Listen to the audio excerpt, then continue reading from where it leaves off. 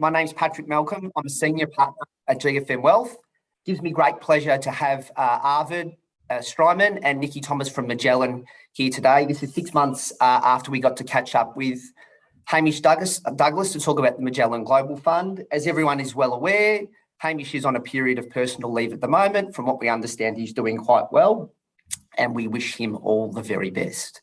So, as always, when we make a start with these webinars, we do need to show you our disclaimer, which is there on the screen at the moment. And as everyone knows, this advice is general in nature. If you require advice that's particular to your circumstances, please call our office. We're also very fortunate today to have the Magellan disclaimer as well, which you need to read as well. So, Nikki and Arvid, welcome and thank you for joining us today.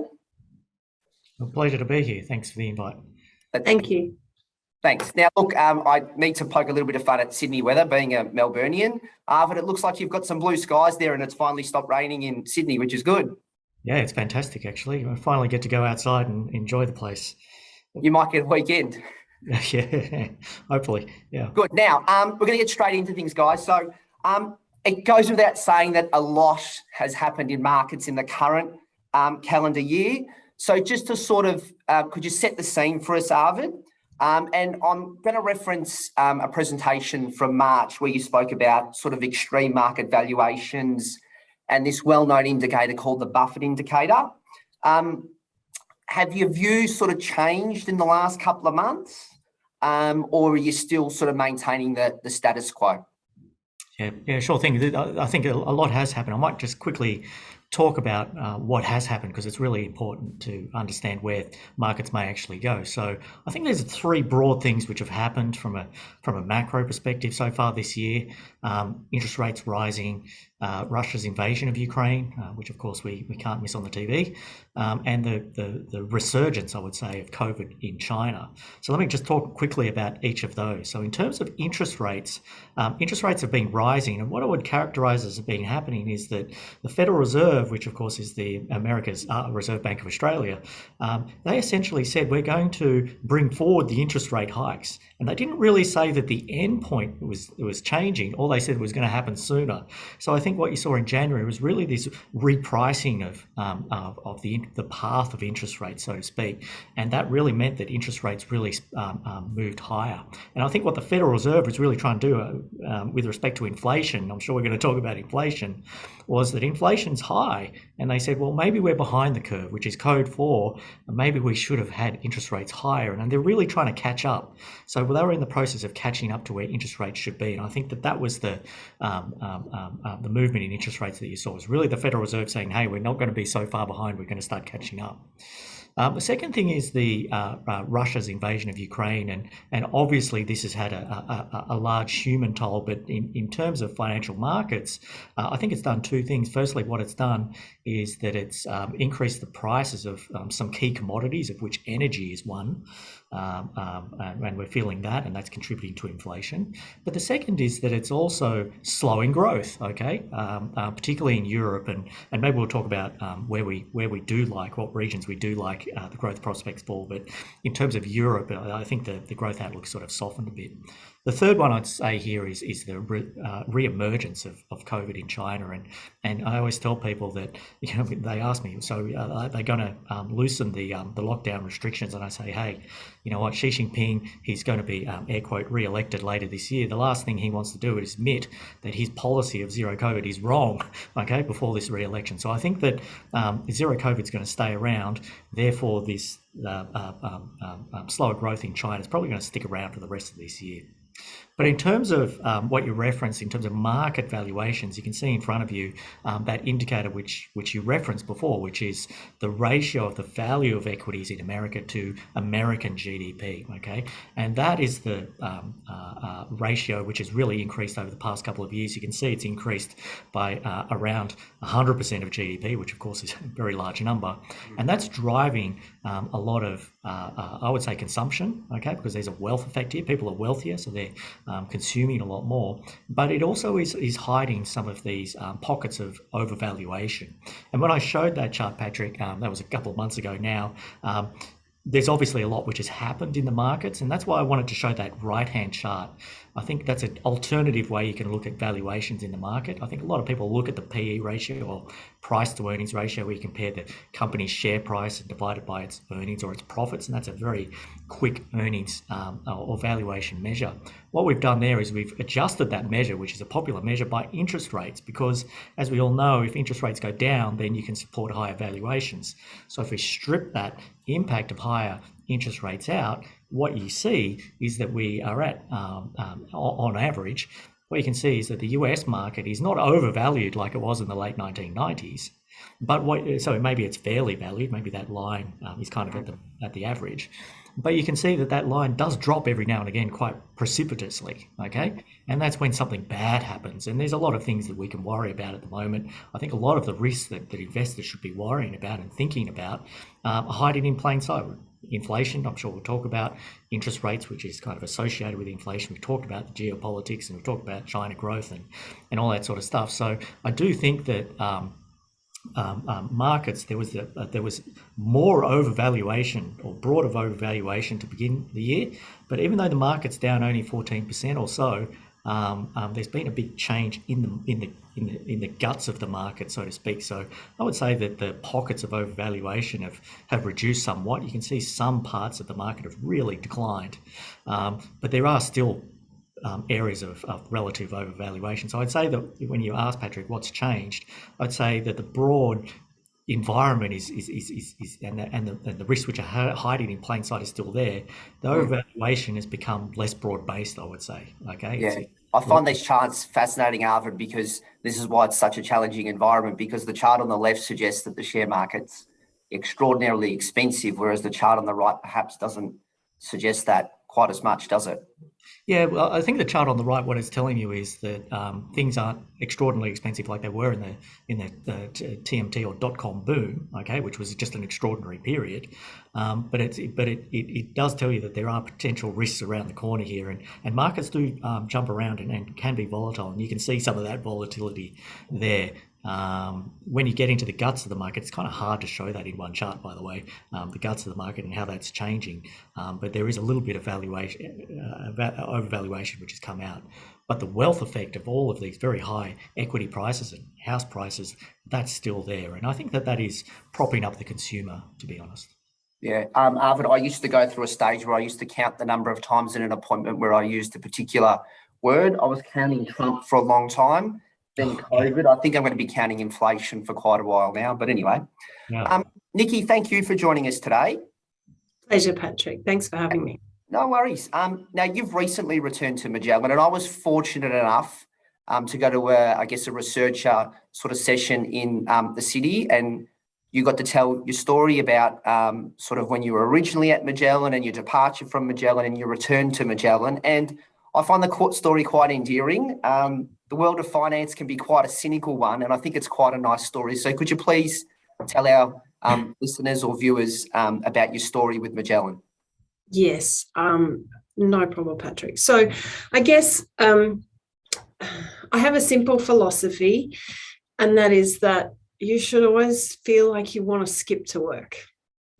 And so with that context, I think if we go back and look at the history, I joined Magellan I interviewed with Chris and Hamish back in 2006 and joined soon thereafter, and obviously was one of the founding team members as we built this business, and I helped take the philosophy which they shared around investing and turn it into a process that the analysts could then use to ensure we covered the right companies and found the best opportunities to fulfill the ambition of the Magellan strategy. I'd been there 11 years, to be honest, when I stepped away. And the biggest difficulty, I think, to be honest, was that I was no longer working closely with Hamish. And I had, for a very long period of time, worked hand in glove with him on the global strategy. Businesses usually want to give people career paths, and part of giving me a career path had been, giving me other roles to fulfill and running a separate strategy. I wasn't really enjoying myself anymore. And so I went and joined a different global portfolio team and spent the last 4.5 years as a global portfolio manager on a somewhat similar, much smaller strategy, high conviction, high quality companies, and was doing that elsewhere. So obviously you've heard, but the press has got it half wrong, but anyhow, No, surely not, Nikki. Surely not.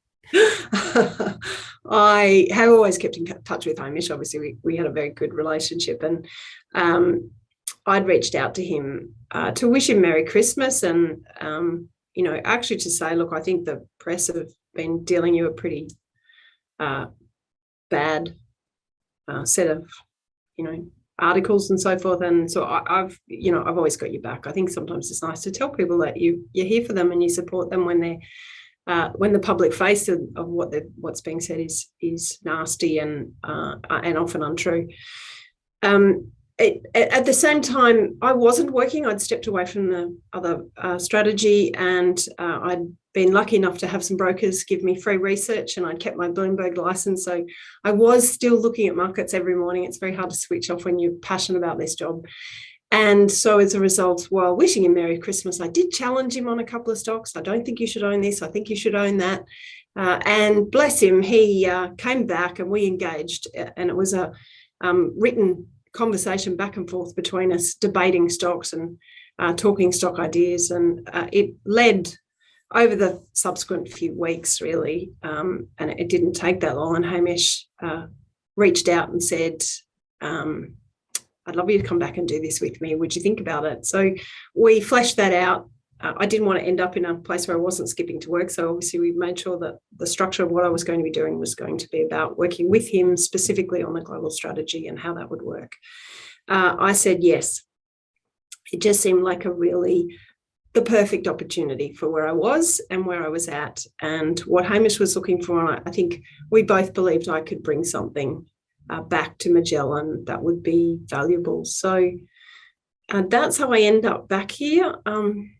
Sadly, it was a little bit after that Hamish took his leave. So I've started the role with the fortune, I must say, of having Chris Mackay and Arvid sitting alongside me running the strategy. And so that's actually working extremely well. And we look forward to Hamish coming back when he's ready. As we do. Now, I think it's a lovely story, Nikki, but I've got two questions. Mm-hmm. Who won the debate, you or Hamish? And do you still skip to work? I'm definitely skipping to work, though I tell you what, it was a tired skip there for a few weeks as we went through the initial phases of our return, Chris and my return in early February. Who won the debate? I have to be honest, I think we landed pretty much on the same place. I mean, I'll be frank with you, one of the stocks we were debating was Facebook. And Hamish had already halved the position size. And since I've come back, we've reduced the position size a little bit further. So, I think we were coming at it from different positions. And that was what was so wonderful about it. We could debate it and engage and bring value to each other in thinking about the issues that you need to think about when you're thinking about Meta as a company. And I like that because I think it highlights the collaborative nature of being portfolio managers. Yeah.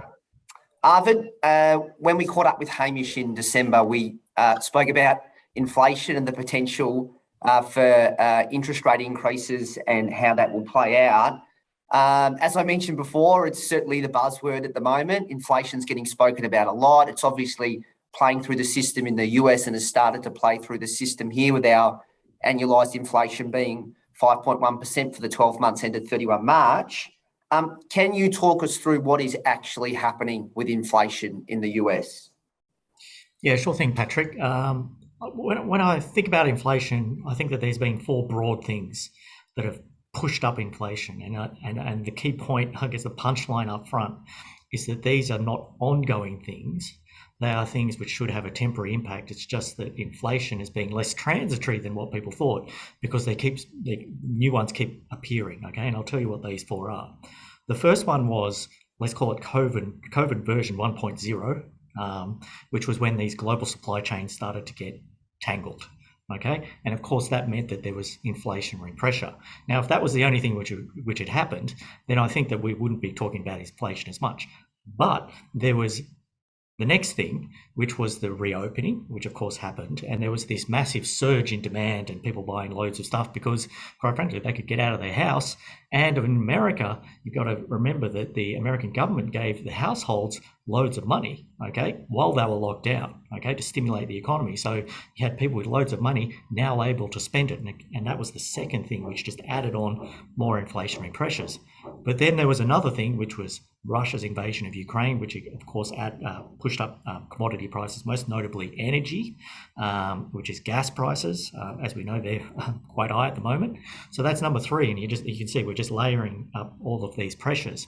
But then there's another one which is kind of happening at the moment, which I think is temporary, by the way, maybe for a period of time, but it won't repeat itself, I hope, which is COVID in China, which is obviously going to disrupt supply chains maybe for the next 1 or 2 quarters. Okay, so the fact that there's more than one thing occurring and they're sort of queuing on top of each other, this is a very unusual situation, of course, and wouldn't expect these things to keep repeating, but that's why you've gotten inflation to where it is. Now you can see we expect a slow peak in inflation, because if you don't get any more of these issues or shocks turn up, then these things will sort themselves out.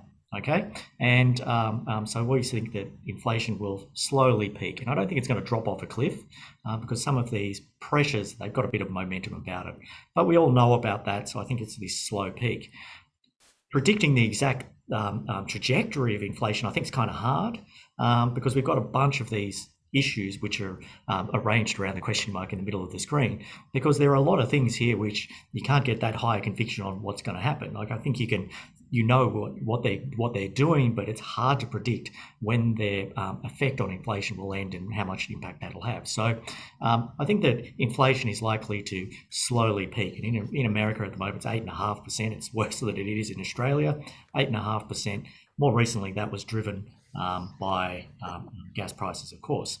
Importantly, consumer inflation expectations haven't really moved. And this is really important because the real risk here for the global economy and the Fed and investors is that people like you and I say, hey, inflation's at 5.1 in Australia or 8.5% in America, and we say, hey, we need a pay rise of at least 8.5%. In which case, then your employer gives it to you, and then they have to push up their price, and this whole thing just continues to get worse and worse and worse. The good news is that consumer inflation expectations, which really determines how much money they ask for off the boss, that hasn't budged yet. Okay, so that's maybe some positive you can take out of this. Maybe on the next slide, there's an implication of what's happening here. So you can see inflation at the 8.5% on the left-hand side, and you can see the Fed funds target rate, which is equivalent of the RBA cash rate over there. You can see that they're trying to raise that. I think the implication here is that this economic cycle is going to be a lot shorter than what we saw after the GFC. After the GFC, if you remember back, it took the Federal Reserve a long time before they started pushing up rates. Okay, remember there was this big debate. When are they going to achieve liftoff? Well, in this current cycle, liftoff's been pretty quick. Okay, and the pace at which they're raising rates it's pretty steep as well. So why are they raising rates? To slow growth.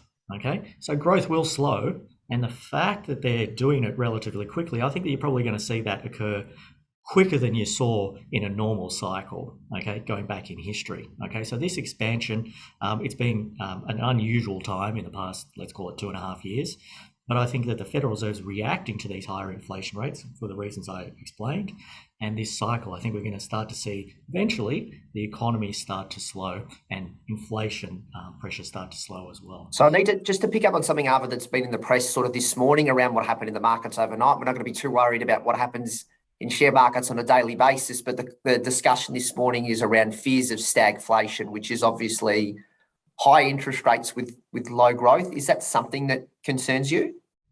Yeah, look, I think that's when you're thinking about the world, you've got to think about all the potential scenarios here, okay? And I think that that's obviously one scenario, is that you get this situation which you described of low growth and high inflation, essentially, which quite frankly is not a real good place to be in, of course. So I think it's a rising risk that occurs, okay? But it's definitely not our base case.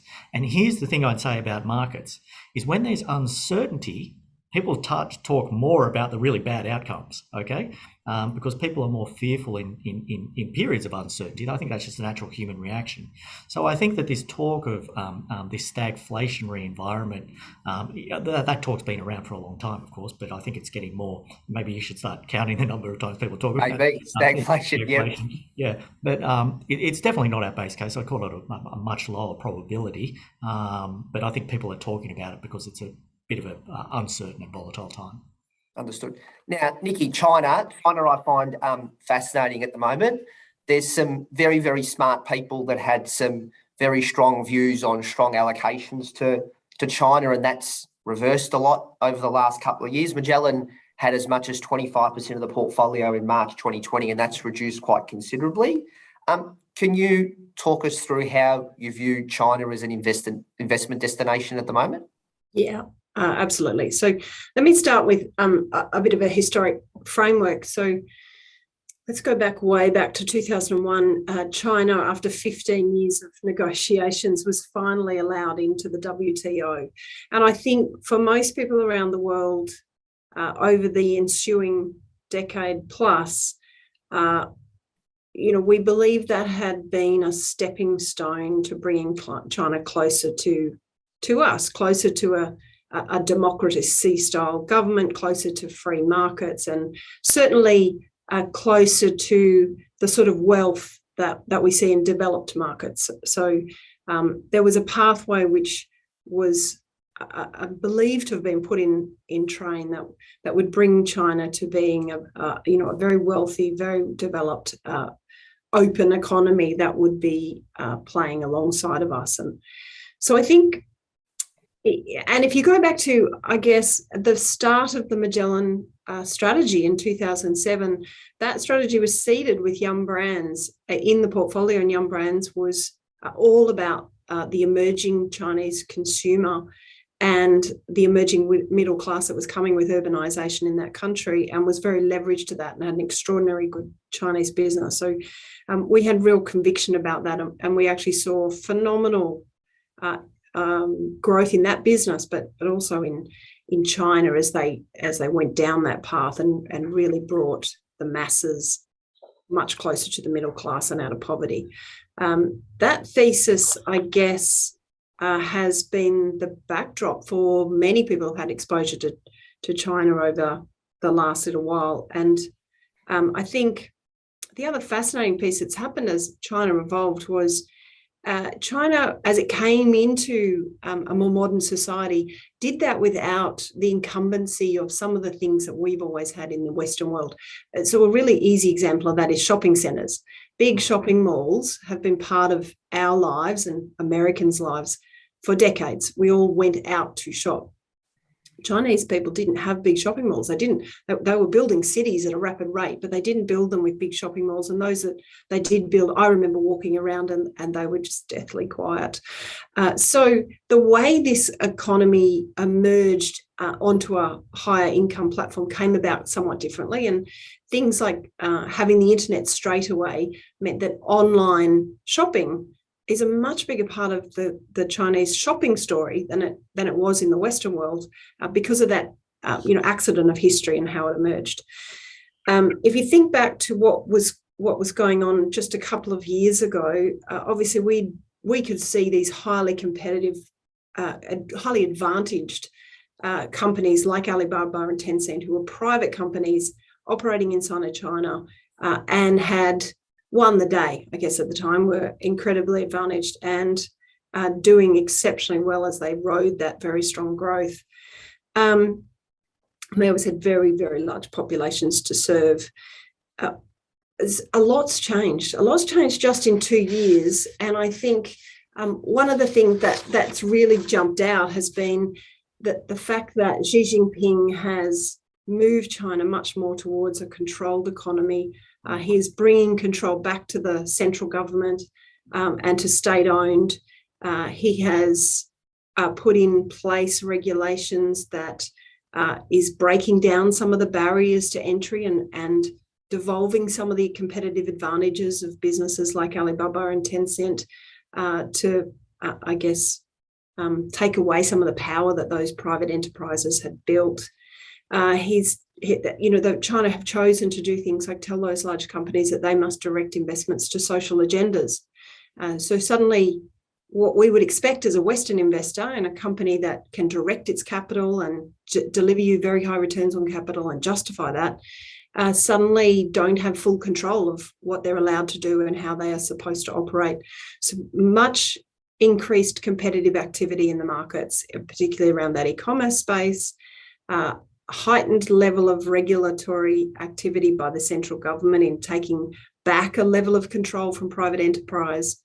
And then you layer on that the very recent emergence of very strict zero COVID policies in the eastern states. So they've been operating pretty much a zero COVID policy stance over the last couple of years. But once they've started to put some very significant lockdowns onto the eastern states, that's where most of the money is in China. That's where the wealthier citizens live. It's enormously disruptive. It's disruptive to the economic growth of the economy, and disruptive to companies that are trying to operate in those markets. So the world's changed a lot, and the China backdrop for investors has changed a lot. The last piece of the puzzle is the relationship between China and the Western world, and obviously that is deteriorating.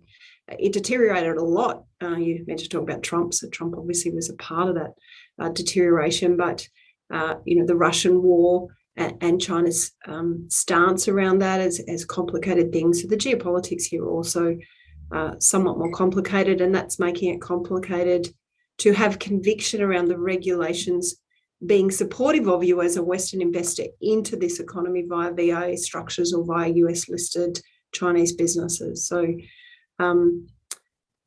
that will be why today you see very little exposure to China in the Magellan strategy. There is just so much risk and so much uncertainty as to how this evolves.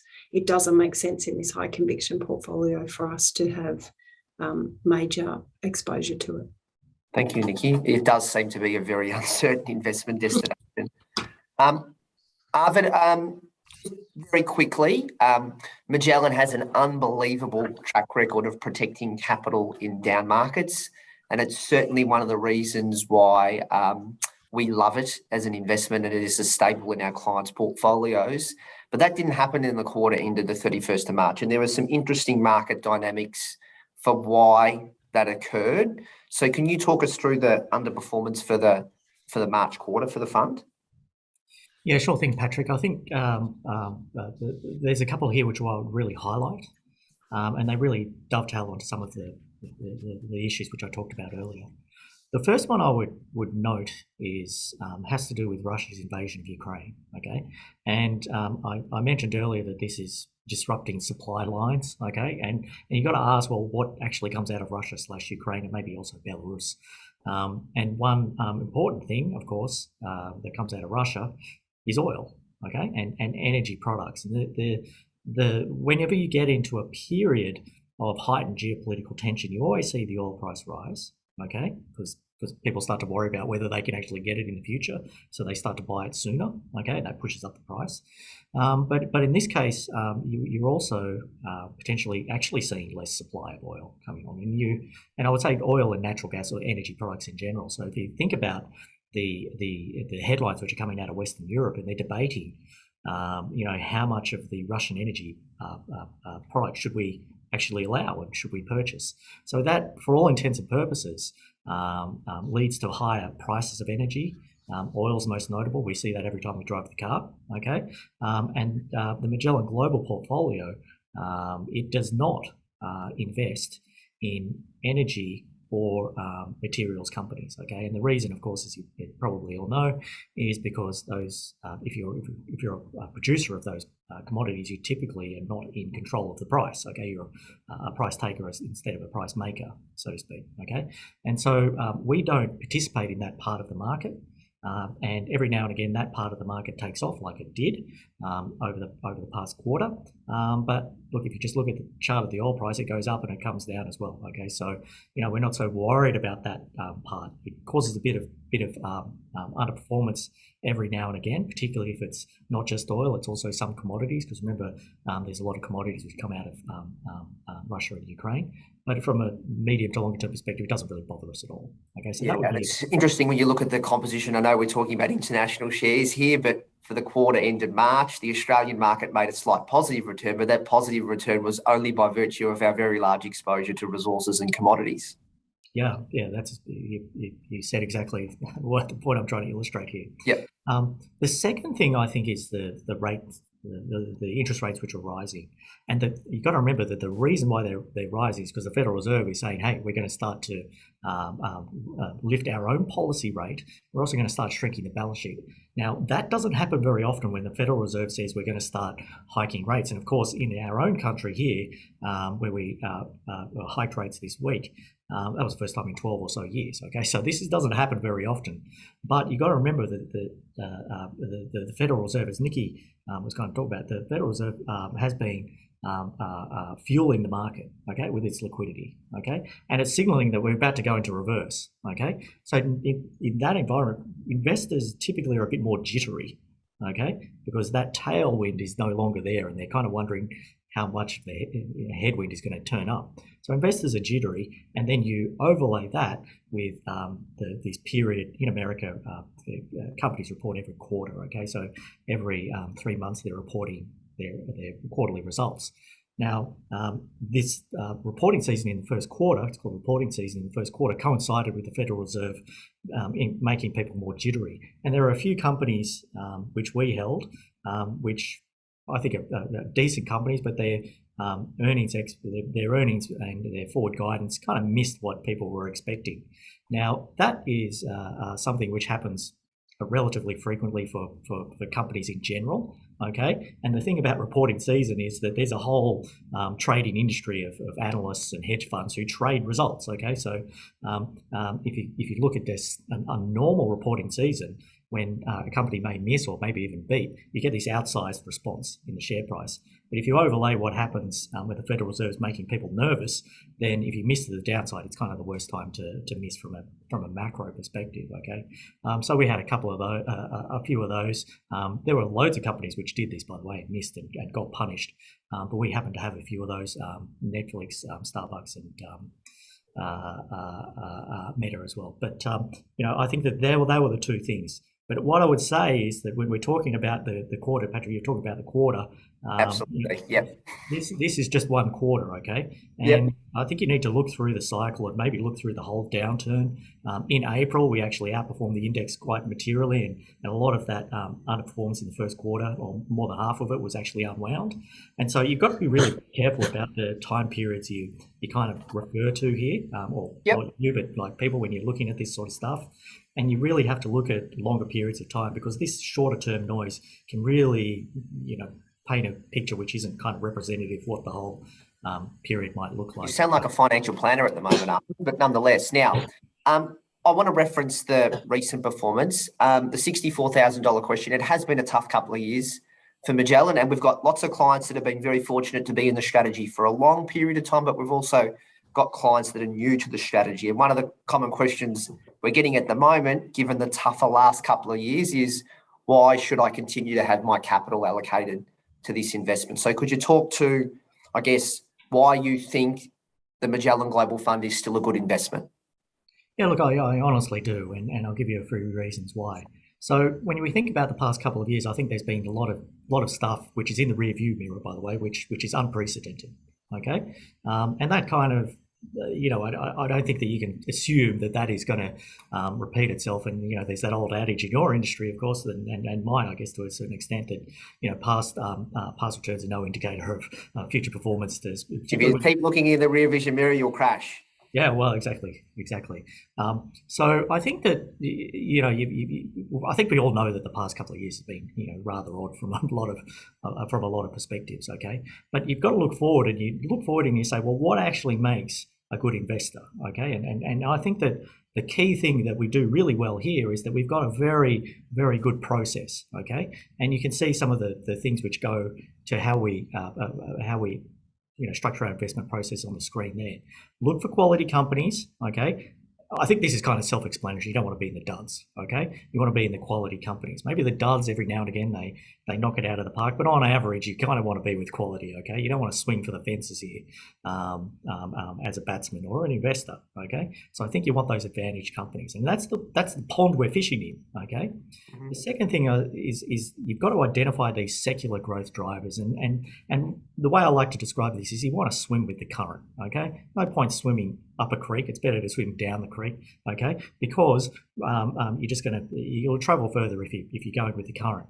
And so I think that what we're good at is identifying those bigger trends. Now, when you're thinking about the bigger trends, you say, well, something's going to grow and it's going to end up in a better position. It's never the case that it's a straight line. Okay, it's never the case. I think we know that in financial markets. But if you have high conviction that you're going to end up in a better place, and by the way, you're going to be growing at faster than average, okay, because we're looking for better than average results here. If you're going faster than GDP, then I think that's a really good place to be. And that's what we look for. The third thing there, as you can see, is paying the right price. We've got an army of analysts here whose job is to look at valuations and to figure out what is the value of each particular company. And we spend a lot of time doing that, and they spend a lot of time doing that. So I think that you need to have a well-staffed and resourced team. We've got a team of almost 40 people in our investment team, okay, which is not a small team. And then lastly, when it comes to the macro insights, and then also putting together all of those company ideas and putting them into a portfolio such that you've got the right shape, okay? So you might have 10 ideas, and your 10 force-ranked ideas are more or less in the same industry. That doesn't give you all of the diversification. So there's an art to the portfolio construction, but I think that you also need some science to the portfolio construction as well, okay? And you need some rigor around that, because when markets are tough or the future's uncertain, as it always is, I think you always have to look for frameworks to achieve your objectives, and we have a very well thought out one there. And I think that shows in our longer term numbers, okay? Absolutely, it does. Yeah, shorter term's always a bit volatile. Thank you. Nikki, we're going to go back to that word that's been mentioned a few times. I've lost count. It must be somewhere between 10 or 20, and you're certainly going to ratchet it up in this next question. But positioning a portfolio in a higher inflationary environment, which stocks have you been or thinking including in the portfolio where, as the title suggests there, inflation can be your friend? And please don't say McDonald's, because my children eat McDonald's and I'll be very disappointed if they have to pay a lot more for their McDonald's. But anyway. Just quietly, you are actually already paying more for your McDonald's. I haven't noticed. That's the cleverness of it all. So, look, it's fascinating, isn't it? You know, one of the things that we have had to think a lot about, that, you know, for the first time in a long time, is positioning for stronger inflation, because, you know, if you're in the right stocks, inflation absolutely is your friend. And so leaning forward on those opportunities is an important part of constructing a really resilient portfolio as we go through this period. I could say, and you kind of touched on this, in Australia, commodity style stocks have done well because they capture an element of inflation.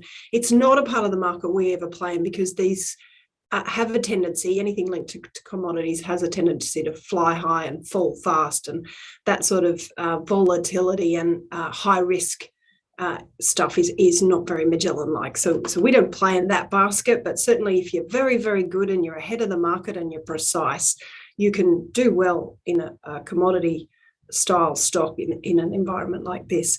So what are we trying to do? We're trying to find those companies where they have an ability to clip nominal dollars. And I think the message that I've been trying to get across to people is that so much in the past we've talked about real dollars and real growth being important. In this world, nominal is really important. We've got to think nominal growth, nominal revenues, nominal costs, nominal prices, and ultimately, where do you capture the best part of that? So if I give you some examples in the portfolio, I'm going to start with the two in the middle, Visa and MasterCard. So these are obviously payment rails.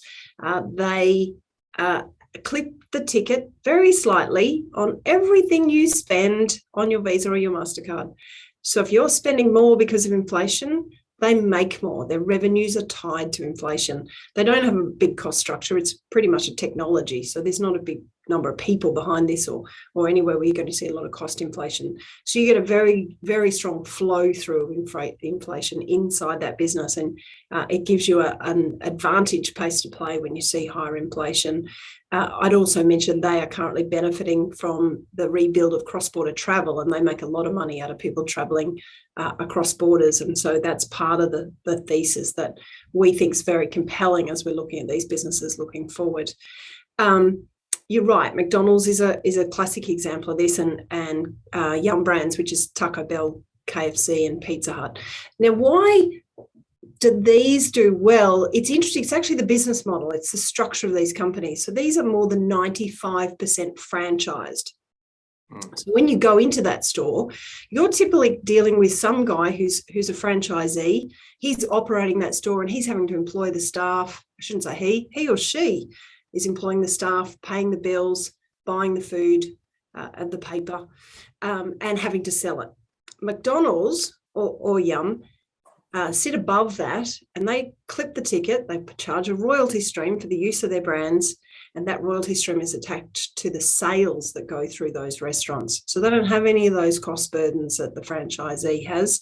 And again, they get a direct leverage to inflation. So very protected place to play with very strong brands. McDonald's put prices up, I think, 6% in the fourth quarter, and they put prices up again in the first quarter, and you could expect to see prices go higher. I'm outraged. I haven't noticed it. It's partly in mix, I think, but this business, manages inflation very well. So, and then the other bucket that I think's a good piece to think about is where do you have pricing power? If you have pricing power as your costs inflate, you can pass that on to your customer. Typically, you see that in consumer staple businesses where the demand for the product is very resilient. So if you're selling food, people tend to buy food whether times are good or bad. And if you're seeing cost inflation in the components of your food product and you have pricing power, you simply pass that through. So we look for businesses that have real pricing power. Interestingly, surveys of US CEOs in the last few months have shown an extraordinary level of pricing power in that market across almost every industry. So everybody's collecting back the inflation right now. That will not persist. As inflation continues to come through, companies will increasingly have to absorb some of that and take the hit in their margin. So you want to be in the places where you can get that pass through, and you can actually leverage the dollars that you make onto the inflation that's coming down the pipe. So we're seeing that in businesses like Pepsi, Nestle, Diageo. There's a list of them in that consumer staples space where we've very carefully selected those that we know have pricing power. There are certainly others in that space who are getting hit already, and we're seeing it in recent results where they don't have the pricing power and their margins are already getting crunched. So very selective. You've got to be smart about this and do the work, but there's definitely a way that we can position to have inflation as a tailwind for our portfolio.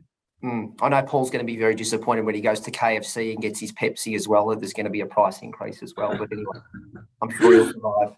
So can we pick on a few other stocks in the portfolio, guys? Netflix is obviously one of the fangs, Arvid, and it's been the trajectory of the Netflix share price in recent times, particularly the last 6 months, has been very different to previous times. It got to $700, and I think it's sort of below US 200 now. And it's actually been, I've found it outside the financial press, the discussion around the stock price. Do you still think Netflix falls into that category of being a quality business? Yeah, it's an interesting question. So Netflix, obviously, share price has been volatile. The thing I would say here is, well, let's go back and think about, well, what's actually been driving that? And I think that in the short term, people have been saying, well, a lot of people took up a Netflix subscription during the start of COVID, and obviously there's going to be some give back of that, right? And there was some uncertainty around the path of that, and maybe they've disappointed maybe more people than people thought. Than they thought didn't renew their subscription. So I think that introduced a little bit of uncertainty, because I think the uncertainty with regards to this company has increased. Okay, so I would say that just cut to the punchline. Our conviction in the stock has also decreased along with our exposure in the fund to this because of the lower conviction. But the COVID subscription piece, which is necessarily a bit of a shorter term issue, that's introduced and got people thinking, I think, about well, what is the longer term trajectory there? And it's really interesting. I think we all know that you can use other people's Netflix passwords on your own device, and it's a big issue. Okay, and they're increasingly thinking about that. Okay, they've got over 200 million subscribers, and I think around half of around the world, and I think 100 million or so share their passwords. So this is a big issue, and it really comes down to how they're going to monetize this, right? Because obviously you don't want all this password sharing. So that is another source of uncertainty, I would say. Okay, people still watch Netflix and want to watch Netflix. So I think that there are elements of quality there. It's just how they monetize it completely, okay, and then turn it into profit. So I think that the Netflix has become more uncertain from its own perspective. But then you look at the industry, this streaming industry, which I think is a growth industry. Fundamentally, I think viewership is moving to connected devices, okay, away from boxes in the living room, okay, TV sets in the living room. But the old players, the linear TV players, they're becoming more competitive, starting up their own streaming channels. So this industry level competition has also sort of increased in the past, let's call it 3, 6, 9 months. Okay, so again, I say that the Netflix story is becoming more uncertain and lower conviction. That's reflected in our portfolio. And when you think about the cash flows which are coming out of this company, we've talked about the revenue line, but I think you've also got to think about the expense line here. And a lot of their expenses come from production of TV shows and movies and stuff like that. And if you're investing like Netflix is in producing a lot of this new content, when the revenue line starts to get pressured, then I think then people start to go, well, can you cut costs, and how important is those new TV shows to the overall product offering? And of course, it's obviously very important. And the question is, well, how much less of that can you do, or how important is it? And I think that's another source of uncertainty. So ultimately, when you're thinking about, well, how much money is this going to put in my pocket as a shareholder, it's become more uncertain. Now, I think that Netflix, with its hundreds of millions of subscribers, is still in a very privileged position. But what I would say is that that privileged position and transforming that into and predicting how much money is it going to make as a shareholder, I think that's the harder piece there. So in our portfolio, lower conviction, it's a smaller position. We'd actually been selling ahead of the previous or the most recent quarterly result because of some of these issues. I don't think these are new issues. We sort of lightened into that result, and I think that those questions around those issues have only gone up. Thanks, Arvid. Now, Nikki, there was a fantastic piece on Nestle in the 31 March update. I learned a lot of things about the Nestle business that perhaps I didn't appreciate. So can you talk about what attracts you to owning that business, and how Nestle is responding to, I guess, changes in consumer demand that's emerged in recent times? Yeah, thanks, Patrick. So I guess there's a couple of things which, and obviously I imagine you have the background there, so I won't talk to Nestle in terms of background, just about how we see the stock performing from here. But there's a couple of issues, I guess, to address. One is the inflationary piece and how they're responding to that, because that's really important. The other is the consumer demand piece. And while there is under the hood, there's some reopening benefits coming through as against what's happening in the retail trade, by and large, what Nestle sell is very stable in terms of the demand dynamics that you see from customers. So most of this business is very defensive, very predictable. In actual fact, about 50% of the profits of this business come from two categories: coffee and pet care, which are both strongly growing advantage categories in terms of Nestle's position within. And Nestle's through Nespresso, is that right, Nikki? It's both Nescafe, blessed, you remember that brand, still big in emerging markets, and Nespresso, of course, yes, it's been the direct-to-market category, brand that they've done so well out of. So this is obviously a very advantaged business. It's geographically diverse. It has enormous pricing power. It has wonderful categories underneath the hood, including the coffee and the pet care. And it does do good portfolio management. In other words, they will divest businesses that are losing traction, slower growing, and they will add categories where there is faster growth and better opportunity. So they do always manage this portfolio. They are across the world. They're in almost every country in the world. About 43% of sales come from emerging markets. So they have a very deep penetration of those markets. As those markets see consumers grow in wealth, they participate in that. And it's worth noting, if you go to Malaysia, I have with Nestle years ago, Malaysian thinks Milo is Malaysian. Aussies think Milo's Australian. So Australian, it's definitely Australian. Definitely Australian.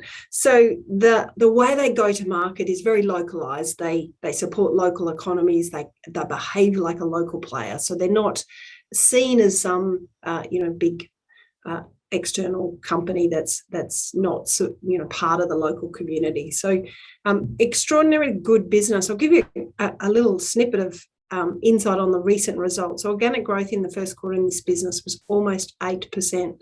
This is a boring old food company. They've guided for the year that they think they can do organic growth at around 5%, and they didn't change that, but they've just done 8% in their first quarter. So we think as they navigate this higher inflation environment, they will continue to deliver results that are probably better than what people are expecting. And of course, that's very supportive of where the shares will go.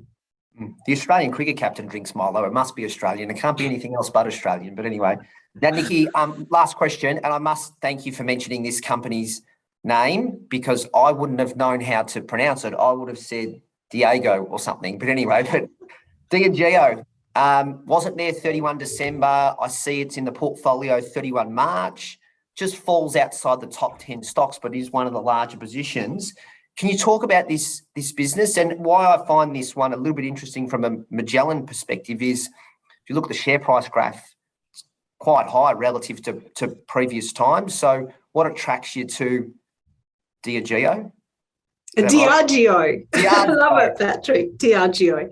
No, you nearly got it. And it's probably one that isn't quite as familiar to people. So thank you for bringing it up. This is a terrific company, and be careful not to have anchoring bias around share prices. So, we're not looking at where it's been. We're looking at where we think this business can go. What is it? So it's basically the world's best leading spirits company. If you're thinking about brands, Smirnoff, Tanqueray, lots of the Scotch whiskies. It owns the Guinness beer brand, actually. So it has a very big business in Africa where Guinness is very big. It's got Casamigos. It bought a brand from that famous actor who's very good looking. I can't remember his name. That's in the gin category. So it's very much a spirits play. What it has had going on more recently is, of course, the increasing pickup of socialization and the consumption of spirits in the in bars and restaurants and stuff as we all get back out and start socializing. So they've guided for top line growth over this next year for their sales revenue to grow at sort of 5 to 7%. So it tends to grow a little bit more sharply than a classic consumer staple. Because it does do a very good job of positioning against the trends where consumers are going, and spirits are pretty trendy right now, I must say. Their growth in the half-year results to February at an organic level was 20%. So there's your reopening story starting to emerge as people get back out, and particularly the younger cohorts are much more likely to drink cocktails and spirits than they are to drink beer and wine. So we're seeing that come through. Diageo also have done a lot of investing over the last few years in technology, and so they have an incredibly good capability around understanding consumer trends, being where the influencers are, and positioning their brands beautifully to be the one that people want to drink when they go out with their friends. And so that lends itself to them delivering these very exceptionally good results. At the top line, they age a lot of their inventory, particularly when you think about the dark liquors, the scotches and so forth. And so they don't have a near-term cost inflation issue because they're just pulling it out of barrels that have been lying around for 10 years. And so they're very protected on cost inflation, very strong revenue growth, and a business that we think, again, the market underappreciates just what this company can deliver over the next little while. And so that excites us as to what the share price performance might look like as we hold this over the next few years. Thank you, Nikki. So we don't get questions from clients. The actor's Ryan Reynolds. And that's a film my wife, The Notebook, has watched about 96 times and I haven't watched it once. But it was Ryan Reynolds. So please don't email us asking who the very good actor was. It was Ryan Reynolds. There's actually two. It was also George Clooney years ago. Here we go. There's two, but you're right. Ryan Reynolds and the aviation game. We're in the wrong business. We need to be actors and actresses making gin and alcohol and selling them. But anyway, thank you both for joining us today. We really appreciate you taking the time to speak to behalf of our clients. Stay safe and well, and all the very best for the year ahead. Thank you, Patrick. Thanks, Patrick. Thank you.